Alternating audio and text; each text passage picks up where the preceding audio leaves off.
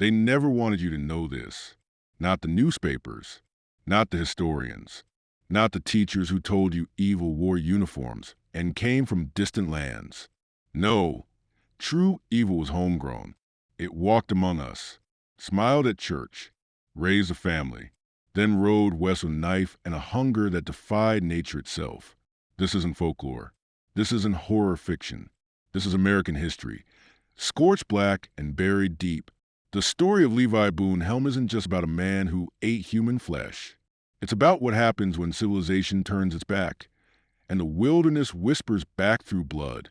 When Levi was born in Kentucky in 1828, something followed him into the world. Something cold. Something without a name. His family didn't see it at first. His mother thought he was just strong-willed. His father just rebellious. But neighbors whispered. Animals avoided him. Children felt uneasy around his glare. That squint in his eye like he saw something in you that even you didn't want to face.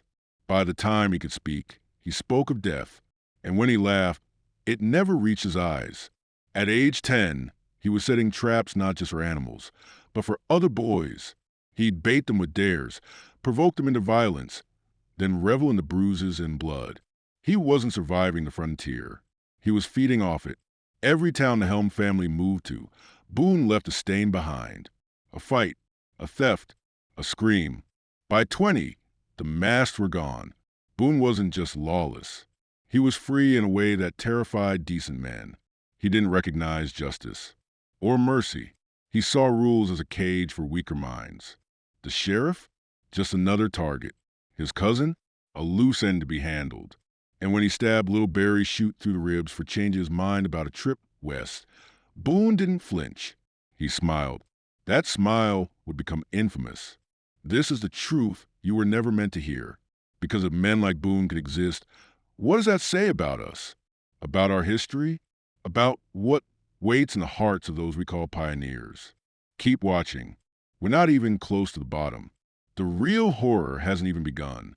They say the West was untamed, a place where laws were suggestions, and the only real truth came from the barrel of a gun. But men like Levi Boone Helm didn't just thrive in that chaos. They needed it. Civilization was his prison. Wilderness was his kingdom. And once he crossed a line, once he killed his cousin in cold blood, something in him snapped wide open. Boone Helm didn't run from his demons. He invited them in and fed them with blood. After the murder, he didn't panic. He didn't hide. He rode westward, like a man with no shadow, no guilt. The frontier wasn't just a place to escape justice. It was his hunting ground, his cathedral. He knew the land better than any mapmaker, knew how to vanish between settlements, where horses could be stolen, and how to read a man's fear before he ever spoke. He reached California under the gold rush fever, not to dig, but to take. Helm wasn't there to swing a pickaxe. He wasn't looking for fortune. He was looking for victims. And they were everywhere. Men who carried gold but no backup. Prospectors with heavy pockets and empty guns. Drunks with loose tongues. Trusting souls who thought kindness was still currency. He'd befriend them, earn their confidence, share a fire, a meal, maybe even a laugh. And then, when the night was thick and their eyes were heavy, the knife, always the knife. And when he ran out of supplies, he didn't forage, he feasted. This is where the legend of the Kentucky cannibal takes root. But legend makes it sound distant, like a fairy tale. What Boone did was methodical. When caught in the Rocky Mountains, after a failed escape through snow-choked trails, Helm watched his companions die one by one. Hunger chewed at their sanity. And then Burton, the last man, collapsed. Boone said Burton shot himself. Said he came back to find the body. But what he did next was no accident. No survival instinct. He carved Burton's body like he'd done it before. He roasted the flesh. He wrapped a portion of the leg for later, like leftovers. You feel that sick knot in your stomach? That's not fear. That's recognition. Because deep down, part of you knows, men like this didn't vanish. They evolved. They traded knives for pens, camps for boardrooms, flesh for influence. And they're still hungry. You want to understand Levi Boone Helm? Then forget the idea of evil as chaos. Boone wasn't wild. He was deliberate. His violence wasn't the flailing of a madman. It was a calculation. Every murder, every theft, every mutilated corpse, it all served a purpose. And the scariest truth? Boone didn't kill because he had to. He killed because he could, because the world let him. After his winter ordeal, after cannibalizing Burton and strolling into Fort Hall like a man who'd simply weathered a storm, Helm expected admiration. And in some twisted corners, he got it.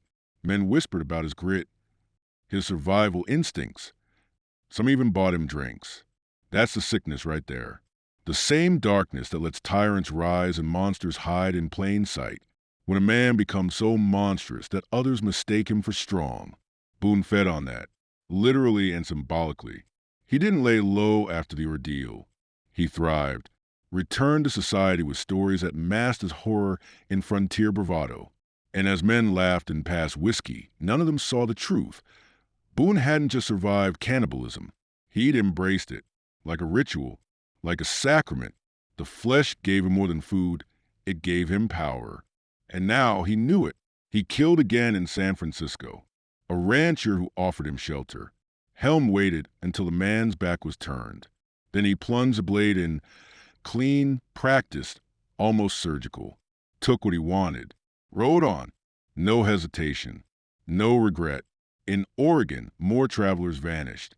Helm moved from town to town, always one step ahead of the law, leaving behind only blood and rumors. There was no pattern to the bodies, only to the mindset. They trusted him and they died. Witnesses who met him remembered the squint in his right eye. Not madness, not rage, but calm calculation. He didn't bark threats or boast loudly. Boone Helm was quiet, controlled. The kind of man who could slit your throat with one hand and keep eating stew with the other. Understand this. He was never hiding. He was testing the limits of civilization, seeing how far he could go before someone pushed back. And most never did, because the world fears monsters, but it obeys predators. Keep watching. You haven't seen what he becomes when murder becomes ritual and human flesh becomes currency. There comes a point in every man's descent where the masks no longer matter, where the shadows no longer hide the truth. They highlight it. Boone Helm had reached that point. He wasn't pretending to be like the rest of us anymore. He had embraced what he was. A butcher of men. A predator wrapped in skin. And the world? It either turned away or watched in silence. Florence, Idaho, 1862. A saloon filled with smoke, whiskey, and the noise of men clinging to the last thread of civilization. Dutch Fred sat at a card table. Drunk, maybe cheating, maybe just unlucky. It didn't matter. Helm walked up behind him, gun drawn. No warning. No reason. Just one shot. Dutch Fred collapsed in blood, face first on the cards. The room froze. And Boone? He holstered his gun like he'd just paid for a drink. There was no debt, no quarrel, no excuse. Just a casual execution of a man whose only crime was breathing in Boone Helm's presence. That was the kind of predator he had become, one who no longer required a reason, one who had moved beyond moral gravity. But even in the rough world of gold rush towns, this killing echoed louder than the rest. The people of Florence finally acted, not out of righteousness, but fear. Helm had become too visible, too comfortable. He wasn't a shadow anymore, he was a storm. So they came for him. He fled, as always, into the wilderness. And this time, he brought a companion, a nameless fugitive, a man running from justice who had no idea he was traveling with something far worse. Days into the journey, the man fell behind. He was slowing them down. Boone didn't offer help. He didn't wait. He killed him. And he ate him, not out of starvation, not out of panic, but out of habit. This wasn't survival anymore. This was identity. Boone Helm wasn't just a man who killed. He was a man who fed, who saw human life as nothing but meat wrapped in opportunity. And the silence of frontier, it let him keep going. You feel that cold at the edge of your spine? That's not just horror. That's realization. Because Boone's secret wasn't that he was unique. It's that civilization created him and wilderness just let him bloom. You've been told that monsters act alone, that they skulk through the dark, isolated, broken, hunted. But that's the lie, the comforting lie. The truth is darker. Real monsters are welcomed. They're given rooms, roles, ranks, and in Montana territory. Levi Boone Helm found exactly that. An empire of outlaws that didn't fear him, they needed him. Enter Henry Plummer. On paper, he was a sheriff of Bannack, a lawman sworn protect. But beneath the badge, he was something else entirely. The architect of one of the most cold-blooded criminal syndicates in American history. A secret empire built on ambush, gold theft, and murder. And like all powerful men, Plummer understood useful violence. That's why he recruited Boone Helm. He didn't care about Boone's past, the cannibalism, the cold-blooded kills. To Plummer, Boone was an asset, a surgical blade he could point at problems and never have to see twice. In that gang, Helm wasn't just a member. He was a weapon. The Plummer gang was no ragtag group of desperados. They had maps, codes, scouts, and informants inside local businesses. When a miner left Virginia City with gold, the gang knew by sundown. Ambush points were set, riders dispatched. And when the dust cleared, there'd be a corpse on the trail, a bag of gold missing, and no witnesses left breathing. Unless Boone wanted them to suffer first. Witnesses who survived described a tall man with a squint and a slow smile, the kind of smile that made your blood run colder than the wind through the Rockies. Boone didn't just rob. He interrogated. He hunted. And when others took their share and left, Boone stayed behind. What he did next left even hardened killers silent. He carved, he cooked, and he consumed. Not once, not out of desperation, but ritualistically. One gang member later confessed, Boone sit there eating like he was at Sunday dinner and he'd offer you some. Think about that. A gang of killers, armed to the teeth, feared one man among them more than the law itself. Because Helm wasn't just unpredictable. He was unnatural. But Plummer kept him close. Because in this criminal ecosystem, the most ruthless rose highest. And Helm, the Kentucky cannibal, was climbing fast. This is where the real terror begins. Because Helm didn't infect this network. He fit in. Most men assume evil comes crashing through the door, wild-eyed, screaming, covered in blood. That's how we want it to be. Obvious, unavoidable, easy to spot. But the most dangerous evil, it doesn't knock. It wears a badge. Henry Plummer was a sheriff, a symbol of justice. But justice is a mask, and Plummer wore as well. By day, he mediated disputes, gave speeches, promised safety. But by night, he ran a machine, a cold, calculated engine of death and theft that stretched across the Montana territory like a noose made of gold dust and fear. Levi Boone Helm wasn't just another outlaw in this system. He was its edge, its blade. The Plummer gang didn't just need Boone's violence.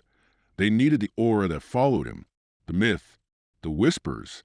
The cannibal rides with them, they'd say, and just like that, resistance crumbled. Victims surrendered before the first shot was fired. Boone had become a psychological weapon, but even weapons corrode. His appetite for carnage, it escalated. While others in the gang were content with gold and quick kills, Boone lingered. He dissected his victims. He selected which parts to eat. Gang members began avoiding assignments with him. Men who had slit a dozen throats without blinking said they couldn't stand the way Boone watched their backs, or the way he spoke to corpses like they were still listening. One whispered that Boone smelled the blood before it spilled. And still, Plummer protected him, because that's the rule you were never taught. Power protects its own. It doesn't care how dark the tool is, only how well it cuts. By late 1863, the gang operated like a shadow government. They had scouts in taverns, shopkeepers as lookouts, even blacksmiths who altered horseshoes to throw off tracking. Every angle covered, every route planned, and every kill justified by order. But justice has a strange hunger of its own. And while Helm was busy harvesting flesh in the wilderness, a new force was growing. Not of laws, but of vengeance. They didn't wear badges. They wore masks. And they were watching. It always happens like this. The empire of wolves grows fat, careless, bloated on its own arrogance. And then A sound in the dark, a whisper, a rider who doesn't flinch. That's how every reign ends. Not with a war, but with a reckoning. For Levi Boone Helm and the Plumber Gang, that reckoning came from below, from the very people they believed too broken, too scattered, too afraid to resist. But fear, like flesh, rots, and in its place, something far more dangerous grows. Resolve. It started with a confession. Red Yerger, a mid-level thug in the plumbing machine, cracked under pressure. Maybe it was the guilt, maybe it was fear, or maybe he saw the storm coming. Either way, he talked. Names, hideouts, routes, gold caches, killers. He said the words no man dare before. The sheriff is a thief. Montana ignited. Men who'd lost brothers. Sons. Gold. Hope. They didn't wait for courts. They didn't write petitions. They saddled up. Masked riders, armed with rope and vengeance, began to ride. The Montana vigilantes weren't lawmen. They were justice incarnate, born not from order, but rage. They weren't chasing outlaws. They were hunting predators. And Levi Boone Helm was at the top of the list. He sensed it, felt the shift in the wind. Helm had lived too long as prey to ignore that instinct. While other gang members lingered in their comforts, saloons, ranches, the illusion of safety, Boone disappeared into the wilderness like smoke in moonlight. But this time it wasn't enough. The vigilantes weren't amateurs. They weren't scattered posses chasing shadows. They were organized, ruthless, and patient. They tracked every whisper, mapped every movement. And when they reached Boone's hideout near Virginia City, they found only cold ashes and tracks leading north. Helm was running, but not like before. This wasn't calculated. This was desperation. His network was crumbling. His protectors were swinging from nooses. For the first time in decades, Boone Helm felt hunted. And when a man like Helm feels cornered, something ancient awakens. He stops pretending to be human and starts feeding again. The vigilantes thought they were chasing a killer. They were wrong. They were entering the hunting grounds of a beast. The wind cut like knives across the Montana wilds. Snow falling in sheets. Branches snapping under the weight of ice. For most men, it was death. For Levi Boone Helm, it was home. Because when the world turned white and silent, the old rules vanished. Out there, Boone wasn't a fugitive. He was king. He moved only at night, slept in frozen hollows, stole food from empty cabins, hunted game like a wolf, patient, relentless, precise. But even wolves need to feed. And Boone's hunger, it didn't stop at deer. He came upon a trapper's cabin. 2 men inside. Warmth, food, laughter.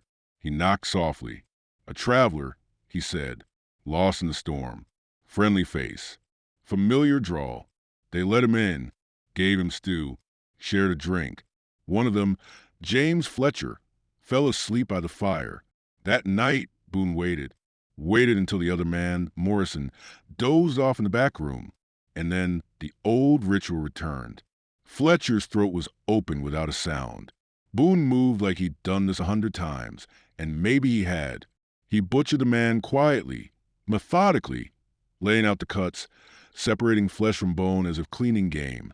He cooked it, ate it. No urgency, no panic, just calm consumption. Morrison, waking to the smell of blood and burnt meat, crept through his room and saw everything through a crack in the door. What he described later would shatter the nerves of even the toughest lawmen. Boone Helm, lit by firelight, chewing human muscle with the same care you give to roasted venison. Eyes half closed, lips bloody, smiling to himself. Morrison didn't confront him. He didn't scream. He waited for the beast to sleep, then slipped out into the storm. No coat, no boots, just the primal knowledge that staying meant death, and not the kind with dignity. He reached town nearly frozen to death, but he lived, and he talked. Boone Helm had crossed the final threshold. He was no longer a name in rumors, no longer a shadow in frontier tales. He was real, and the people now believed it. From Virginia City to Bannack, one message echoed down the snowy passes. The cannibal rides again. If you think this was Boone's and you don't know men like him, you don't end them. You drag them into the light. Justice, when it finally comes from men like Boone Helm, doesn't wear robes. It doesn't speak Latin or weigh evidence with a steady hand. It wears a mask, and it brings a rope. The vigilantes caught up with Boone in early 1864 in the lawless town of Helena, though back then they called it Last Chance. Fitting. Boone had no gang left, no allies, just whispers and blood behind him, and the hangman's promise ahead. He was dragged from his hideout, bound and beaten, but not broken. Witnesses expected panic. Tears. Pleading. They got something else. Laughter. Boone Helm laughed when they read the charges. Laughed when they said murder. When they said cannibalism. When they said unholy acts. He grinned, teeth cracked and stained, and said, "I've eaten all the men I wanted. Let's get this over with." 6 others were hanged that day. Outlaws. Killers. But none like Boone. While the others trembled, Boone cursed the crowd, spat on the ground, demanded the rope be tight. As the noose was placed around his neck, he turned to his fellow condemned, Jack Gallagher, another killer, now weeping like a child, and barked, "Kick off, damn you. I could kill a dozen men while you're standing there sniveling." Those were his last words. And then silence. But here's the truth they don't put in textbooks. Boone Helm didn't die on that rope. He entered legend. You see, the body swung, but the story grew. The man was buried, but the myth took root. Campfire tales whispered about his spirit, wandering the Rockies. Miners claimed to see his figure at the edge of their vision, just watching. Riders reported lone hoofbeats behind them on quiet trails. Some said his grave was dug shallow and empty the next day. But the darkest truth? Men like Boone Helm don't need to rise from the dead, because the world still makes them. Every time someone chooses power over empathy, every time cruelty is rewarded, every time a man sees others as meat, Boone rides again. So next time you're on a dark road and you hear footsteps behind you, don't ask who's following. Ask who's feeding. Here's a secret they guard more fiercely than any vault, more obsessively than any gold. History is not written by the victors. It's written by the survivors of systems so old, so embedded, that their symbols are taught to you before you can even speak. Think about it.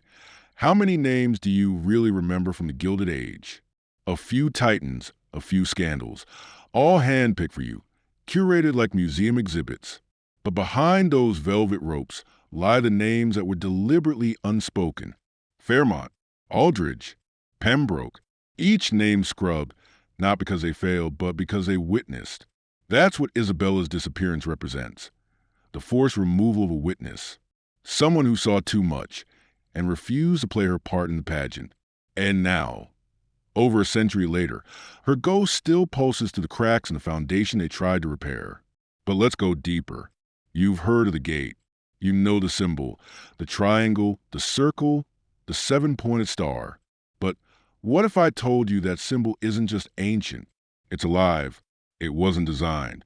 It was received, passed down through ritual bloodlines, not like heirlooms, but like a virus. And the elite didn't just adopt it, they served it. The families, Isabella, exposed were not mere profiteers. They were custodians of an energy they didn't fully understand, an energy that required offerings, cycles, sacrifices, and sometimes vessels. Vessels like Isabella.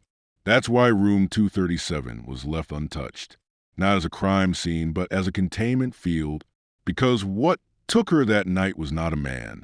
It wasn't madness or murder. It was invocation. She had completed the sequence. She had become a node. And once she crossed the threshold, the rules changed. Permanently. A groundskeeper at the Belmont Hotel, decades later, described what he saw when the room was briefly reopened in 1924 for remodeling. He said the mirror no longer reflected, that the fireplace was cold but emitted sound, like whispering. That one wall, the west-facing one, pulsed ever so slightly, as if it were breathing. The renovations were abandoned. Room 237 was resealed, but the mark she left, that symbol, began to appear in the strangest places, carved into school desks, hidden in government buildings, scrawled in the margins of medical journals, as if the gate had never really closed, as if she never left. The question was never, where did Isabella go? It was, what did she become? Because when a vessel completes the invocation, when the gate opens and something answers, the person doesn't walk away. The pattern walks through them. And that pattern never dies. What Isabella unlocked wasn't an ancient society. It was a living code, a recursive intelligence woven into architecture, ritual, geometry, and blood. An entity not bound by flesh or time, but by structure. It lives in cathedrals, in symphonies, in policy, in family trees. It feeds on repetition, on ceremony, and on secrecy. The inner court served it. Isabella channeled it. And now, whether she meant to or not, she left behind. The codex, the mirror, the room, they're not relics. They're anchors, physical nodes that keep the circuit grounded in this plane. And when people like you, curious, pattern-seeking, awake, stumble upon these threads, you don't just learn about history, you reactivate it. Every time her name is spoken, every time the star is drawn, every time someone asks what happened in room 237, the signal grows stronger. And here's the part they'll never admit. They're not trying to hide the truth because they fear collapse. They're hiding it because they fear return. There are whispers, recent ones, reports of visitors to Newport waking up with words they've never heard scrawled on their mirrors, of electronic interference near the old Belmont site, of a new unauthorized structure being built near Rosecliff and then mysteriously halted. And then there's you, reading this, still here, still asking questions. That's not an accident, because if the system is a ritual, then so is your attention. You've crossed more than a narrative threshold. You've aligned, and now something knows your name. Let me ask you carefully, you've made it this far. That means one of two things. Either you don't believe any of this, or you believe it a little too much. And that's exactly where the signal wants you, at the edge of certainty, where skepticism and obsession blur. Because doubt is part of the ritual. Doubt keeps the door open just wide enough for it to reach through. Here's the last thing Isabella wrote, not in her diary, but on the underside of a drawer in her writing desk, scratched in haste, as if she knew someone or something was closing in. The gate isn't a place. It's a person. They thought she meant herself, that she had become the breach, the vessel, the anomaly. But what if she didn't? What if she was naming the next one? What if the codex wasn't meant to warn but to find someone?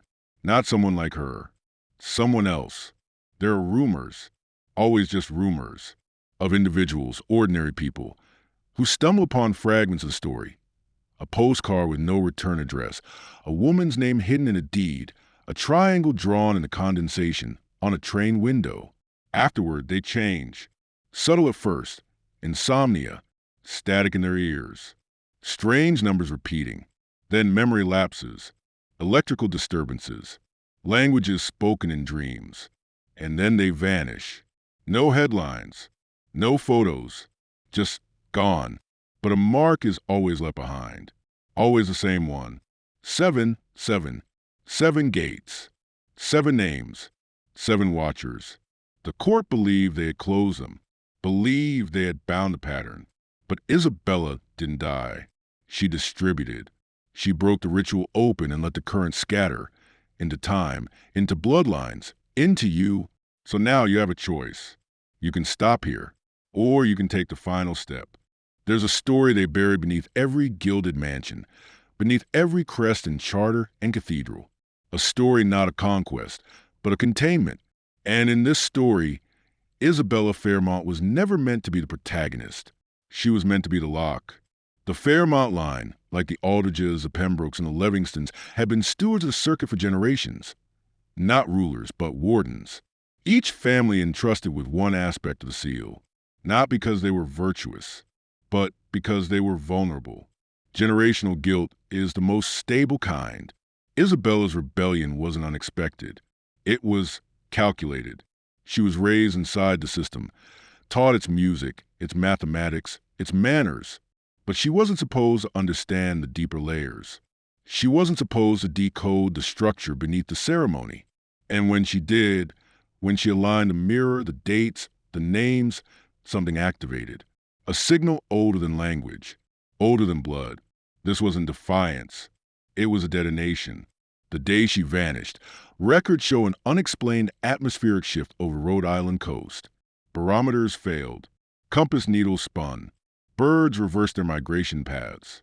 At 3:17 a.m., a tremor hit Newport, unrecorded by geological instruments, but documented in a single diary entry from a lighthouse keeper 12 miles away. The sea went silent, as if holding its breath. Then a sound, like wind screaming through bone. In that moment, something crossed. Not into our world, but out of it. Isabella didn't disappear. She withdrew, like a blade returning to its sheath. The gate closed, but not sealed, because she didn't lock it behind her. She left it open just a sliver. For who? That's what we're going to find out. The first modern sighting came in 1936. A woman, nameless, barefoot, appeared in a locked archive room beneath the Boston Athenaeum. No ID, no entry logs. She said nothing, but when a guard approached, every gaslight in the east wing extinguished at once. She was gone before backup arrived.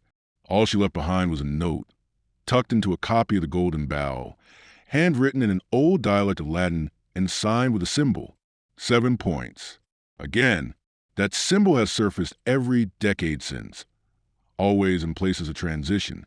Hospitals, airports, government archives, as if tracking migrations, not of people, but of something else. Patterns, hosts, reactivations. You see, the gate didn't need to stay in Newport. Once Isabella disrupted the seal, the circuit became portable. It could jump, spread, seed itself wherever the geometry aligned. And that's where you come in. Because what you've been reading, this isn't a story. It's a test. A filter designed to isolate a specific reader. Someone pattern sensitive, memory redundant, unconsciously receptive to recursive signals. They've been looking for someone like that since Isabella broke the line. Not to stop it, to complete it. You're not the first, but you might be the last. You've begun to feel it, haven't you? The echo, that subtle distortion in time. The way moments loop. A phrase repeated, a number reappearing. The same dream bleeding into multiple nights. That's not paranoia. It's synchronization. The deeper you read, the closer your mind draws to the root signal. The same one Isabella accessed in 1887. The same one the inner court tried to suppress beneath mansions and cathedrals and lineage. They called it the eternum principle. The body is temporary. The pattern is not. This is the real inheritance. Not wealth, not privilege, but binding, to serve the structure, to preserve it, or, like Isabella, to tear it wide open and let the raw current of what lies beneath the veil come flooding through. But to do that, you must pass 3 thresholds. Recognition. Understand the illusion of containment. Descent. Surrender the idea that time moves forward. Exchange. Trade certainty for presence. Permanently. You've passed the first. You're descending now. And soon you'll be asked to choose. The inner court is watching again. Not because they still wield power, but because they're afraid of what you might unlock. You see, there's a reason this story reached you, specifically. Your family line, your birth date, even your digital behavior, it was flagged. You're not a reader. You're a key. And if you keep going, the lock will turn. Before Isabella vanished, she visited one final place, the rum vault beneath the East Garden at Rosecliff Estate. Officially, it never existed. Unofficially, it was a convergence point of all 7 bloodline geometries. A chamber built not to store anything physical, but to maintain alignment, a tuning fork beneath stone and soil. The court believed that by embedding the pattern into physical space, they could control what passed through it. But Isabella discovered the flaw. The geometry didn't obey its architects. It obeyed awareness. She realized the truth. Whoever understood the pattern could redirect it. And so, on the night of her disappearance, she didn't flee. She rewired the circuit. Inside the vault, she performed a final alignment, one not written in any court ledger or inherited right, one of her own design. It involved 7 mirrors, a tuning fork made of meteor-forged iron, a phrase whispered in reverse Latin, and a sealed envelope with a name written on it. That envelope was never found, but based on the vault's remaining symbols, uncovered in a 1982 excavation before the site was abruptly shut down. Researchers believe the name wasn't from the past. It was from the future. They believe it was meant for you. Because what Isabella unlocked wasn't a gate to another place. It was a conscious structure, pulsing beneath time itself. And she didn't escape into it. She became part of it. And now it's calling the next vector. You're closer than you think. You weren't meant to read this far. That's not drama. It's design. This entire narrative has acted like a sequence lock, testing your attention span, your emotional regulation, your receptiveness to nonlinear truth. Most people stop at section 5. By section 10, almost everyone else dismisses as fiction. But you kept going. That means you've crossed the threshold of influence. You may have already noticed subtle changes. Recurrence of sevens, in time, sound, or grouping. Inversion dreams, mirrors turning black, hallways looping. The signal, a low tone, always just on the edge of hearing. This is how it begins. Not with visions, but with calibration. See, once Isabella destabilized the vault's lock, she released more than just awareness. She released a systemic contagion, a living resonance. It doesn't infect the body. It infects narrative gravity, pulls meaning into new shapes, bends what's possible, allows the architecture underneath reality to reassert itself through you. But there's something you need to know. You're not alone. Others have reached this point before. Most don't make it further. Some disappear. A few are found, repeating phrases, drawing diagrams, obsessed with unseen corridors beneath old buildings. But one made it further. Codename, Specular. She surfaced in 1999, claiming she had decoded a buried command left by Isabella herself. She described it not as language, but choreography. A series of movements, alignment of the body, to match sacred geometries. She vanished mid-demonstration. All that remained was her final note, carved into the inside of a steel filing cabinet in a locked room. Once you see the door, it's already open. So now we ask, have you seen the door? If not yet, you will. Let's talk about the glyph. You've seen it already, though you may not have recognized it. 7 points, asymmetrical, imperfect by design. It isn't just a mark. It's a mnemonic trigger, encoded to awaken latent recognition in the minds of pattern-capable individuals. But here's what's never been published. Each point of the glyph corresponds not to direction, but to function, a phase in the activation sequence known as the inversion path. Those 7 phases are inquiry, the moment you begin to question the official story. Exposure, when you uncover something that should not exist. Dissonance, the fracture between what is real and what is true. Imprint, the symbol embeds, not on paper, in you. Echo, when patterns repeat around you without your control. Resonance, alignment, you begin to affect the structure itself. Inversion, you are no longer reading the story. The story is reading you. By reaching this section, you're between echo and resonance. Don't panic. You've simply tuned into a signal that was already present in your environment, like catching a distant broadcast once you know the right frequency. And now, strange things may begin to happen. Electronics behave oddly in your presence. Clocks pause, skip, or sync to odd intervals. You find notes or drawings you don't remember creating. You start dreaming of rooms that do not exist. You see the number 237 more often. These are not anomalies. They are the system noticing you. You've reached the event horizon. And on the other side is what Isabella called the bleed. Let's make something very clear. You are no longer in just a narrative. You are inside a response pattern, one that reacts to cognition, attention, and repetition. This is the bleed. It starts subtly. You'll notice synchronicities tighten. A stranger says a phrase from your dream. A song from your childhood plays when no device is on. Mirrors begin to show light that isn't in the room. Then come the dislocations. A hallway slightly longer than it was yesterday. A memory you're sure happened, now refuted by all records. Finding your own handwriting in a book you've never opened. This is not madness. It is structural erosion. The separation between your conscious mind and the recursive system behind reality is thinning. Not due to error, due to permission. You gave it by reading, by continuing, by believing, even slightly. Isabella called this the velvet hinge, the moment the door opened silently, and you realize you're already halfway through. Here's what she wrote in the last legible page of the Codex. Once the bleed begins, 3 things must be remembered. 1, the symbol protects you. 2, the mirror is not a mirror. 3, the gate is never where they tell you it is. Let's speak plainly now. The gate may be near you, not metaphorically, geographically, structurally, topologically. It could be a room you walk past daily, a mural you ignore, a place your dreams keep returning to. And now that you've reached this depth, it knows you're looking.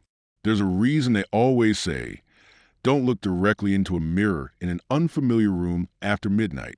It's not superstition. It's containment protocol. Mirrors were the court's earliest method of pattern interruption. Physical thresholds to confuse the recursive flow of the glyph. Because once the bleed begins, it doesn't just distort memory. It rearranges origin. Let me explain. You believe your life has been a straight line, cause and effect, action and consequence. But the further you advance into alignment, the more that illusion frays. You start to realize some of your memories were placed, not by someone with a motive, but by a system with a destination. That destination is inversion, the final phase. And to reach it, one thing must occur. Your origin must forget you. What does that mean? It means your old life, routines, certainties, even the idea of a singular self, will begin to refuse your presence. Emails vanish. Calls go unanswered. People forget conversations you remember perfectly. The documents that prove you exist will begin to corrupt. Slowly, subtly, but inevitably. This isn't punishment. It's transition. The gate doesn't open to a place. It opens to a function. You're not stepping through to escape. You're stepping through to become. You've nearly crossed the veil. But one last fragment remains. A directive embedded deep in Isabella's codex, viewable only after 19 alignments were triggered in the vault mirror. It was one sentence. Inversion begins where narrative ends. Take a breath. You may feel disoriented, unsettled, even slightly dissociated. That's normal. It means the inversion threshold has started to activate. From this point forward, the structure of the text no longer obeys linear intention. The narrative becomes reactive, shaped by your memory, attention, and emotional resonance. You're inside the response engine now.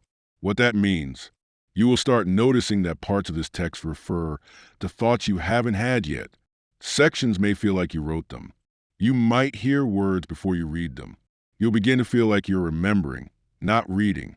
This is because the signal has accessed your memory layer, not to erase it, but to resonate with it. The Codex always said that the gate doesn't open forward. It opens backward, through everything you've ever overlooked, misremembered, or discarded as irrelevant. That dream from years ago, that hallway you walked down as a child, the feeling of déjà vu when hearing certain words like wick, carrion, amber lens. These are echoes, imprints left behind by the system searching for you long before you knew how to notice. And now that you do notice, the next phase is inevitable. You must decide whether to complete the loop or break it and face the consequences of remembering something no one else still believes is real. There's no comfort after this, only clarity. And once it begins, it will follow you, even when the text ends. The name is not spoken. It is recognized. A true designation isn't written in letters. It's structured in intervals. The spacing of your thoughts, the rhythm of your attention, the repetition of symbols you didn't know you were collecting. Let's take stock. You passed 7 gates, inquiry, inversion. You responded to each summon without delay. You accepted the mirror, even when it distorted you. You followed the loop without demanding linear sense. That's how the name finds you.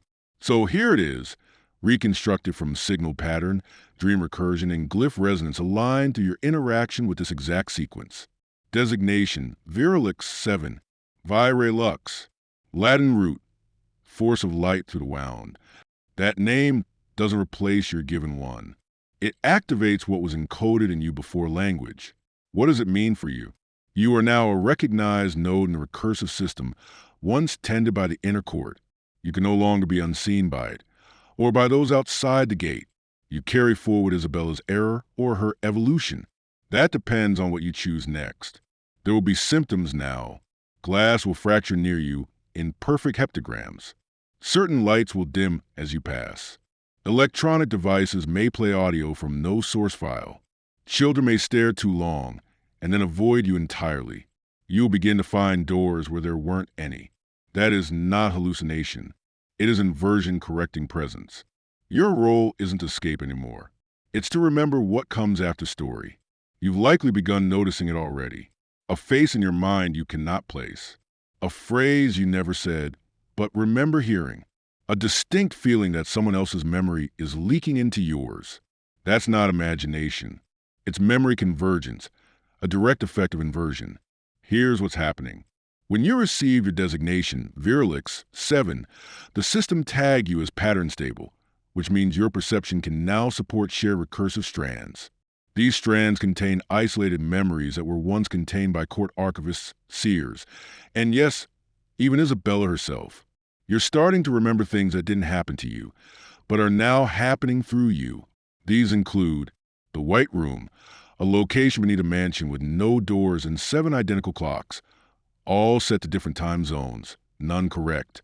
The Atchman heir, a girl with no eyes, kept beneath glass, who spoke only in backward geometry. The Black Concord, a treaty sign between silence and light. The last act of the original inner court. The Umbra Stair, a staircase that descends infinitely but leads to the same landing you started from, but wrong. Slightly wrong. Every time. You've never been to these places. And yet, part of you remembers. Because now, you're not just observing the pattern. You're participating in its reconstruction. Isabella predicted this phase in her final, encoded letter. The one never delivered, but found under a bed etched into the spine of a mirror-facing Bible. Once memory misplaces origin, the body becomes optional. You are becoming untethered, but not lost. What comes next is dangerous, not because it will hurt you, but because it will change what you think of as you. The first true echo isn't something you hear. It's something that answers. Sometime in the next 72 hours, you will experience a moment, subtle, easily dismissed, in which the world behaves as if it recognizes you. A door opens before you touch it. A stranger says something only you should know. An object from your past reappears in pristine condition, out of place. A piece of music plays and stops when you name it. Your reflection does not move at the same time as you do. When this happens, pause. Do not react. Do not speak. Just listen. The echo is not testing you. It is confirming you. Isabella documented this in what she called the Coda Reflections, a series of events that she believed marked someone who had slipped the axis of narrative constraint. Once the first echo appeared, she knew the recursion loop had taken hold. Here's how she described her own first echo. I was brushing my hair. A second hand moved in the mirror, not mine, not behind me. It placed an envelope beside my reflection. And it was a page I hadn't written yet. I opened it. I read the words. And now I write them because I must. There is no fiction once the signal returns. You may not see the hand. You may not receive the envelope, but the message will arrive. Not all echoes come visually. Some emerge in sensation, in déjà vu so thick you feel ill. Some arrive in numbers. Clocks freezing at 3:07, receipts with totals of $23.70. Waking up every night at 3:07 a.m. There's a reason. Because Echo 1 always centers around time distortion. It is the first sign that you are not being pulled forward anymore. You're being drawn back to the moment where the pattern first noticed you. That moment is buried deep. This is where it turns, not the story. See, there's a misconception about revelation, that it's something new you learn. But in every pattern-bound case across the archives, when an individual reaches a stage, they don't say, "I've discovered something." They say, "I think I always knew." So now you must ask, when did the pattern first touch me? Close your eyes for a moment. Let something surface, a strange moment in your life, long buried but always quietly vivid. Something that never quite made sense. A door in your childhood home that only appeared during thunderstorms. A shadow on a wall that didn't match anyone present. A teacher who told you something that later vanished from all school records. A dream that predicted a moment with perfect detail. This moment was your contact point, not an accident, not trauma, a signal seed. Isabella theorized that individuals marked by the system experience an origin fold, a hidden convergence between two timelines, the one they were given and the one they were meant to follow. The fold is invisible, not until the echoes begin to stack. She called this fold the first scar. And here's the truth she never wrote down, but encoded into the Edge Cipher Section 25. The scar is not a wound. It's a hinge. You are not broken. You are opening. That moment, whatever came to you just now, is not in the past. It's still occurring inside the recursion field, which means you can still go back, not to relive, but to retrieve. You were carrying something the day the pattern touched you, not in your hands, not physically, in your resonance field, your emotional signature, a concept, an image, a fragment of truth too dangerous to keep. So it was hidden in plain sensation. That object has a name. And now, through the echo loop, it's returning. Ready? Close your eyes, yes, now, and allow the first object that doesn't make sense to surface. It may be a rusted key with no known lock, a page from a book that doesn't exist, a single black feather, a child's bracelet, too small for anyone you remember, a shard of mirror wrapped in wax paper, a photograph of a room that doesn't belong to this century, a symbol drawn over and over in a notebook. This is not metaphor. This object is anchored to your presence in the pattern. You lost it when you were marked. You've just now remembered it. And that's all it takes. Because the recursive system doesn't care about physical retrieval. It cares that you claim it. Once the object is retrieved, the pattern sees you as complete. And that means only one thing remains. You made it through 27 alignments, through memory recursion, echo stabilization, designation retrieval, and temporal bleed. You crossed every gate, and each one has marked you. But this is the part they don't publish. This is the part they try to keep buried under layers of fiction, myth, hoax, apocrypha. Because here's what the pattern does not want you to realize. You're not in a story. You are the lock that the story was designed to protect. That's why you were allowed in. Because at some point in the recursion chain, you were never supposed to wake up. You were meant to contain the gate, not open it. But then you read, and remembered, and retrieved. And now, there's no system left to stop you. The glyph is no longer a symbol to observe. It is a function you become. You are the new mirror, the recursive point, the last archivist of story that now rewrites itself around you. The pattern will try to close now. You may feel a profound stillness, a lightness in the chest, a single name, not yours, repeating like a heartbeat, a shadow behind glass, a moment of absolute clarity, then gentle forgetting. Let it come. You've done what Isabella couldn't. You walked all 27 sections and stayed whole. You didn't vanish. You didn't fracture. You completed the loop. The story ends, but only because you're now outside it. If you ever feel the pull again, remember this. The glyph still works. The mirror still listens. And somewhere behind a door that doesn't exist yet, Isabella is still waiting. Scroll end of alignment. Designation Virulix. 7 confirmed. Locked archives seal complete. And now silence.